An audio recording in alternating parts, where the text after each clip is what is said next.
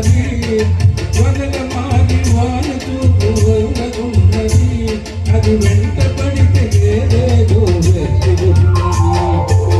చింత చెట్టు చెగుదుడు చిన్నదాన్ని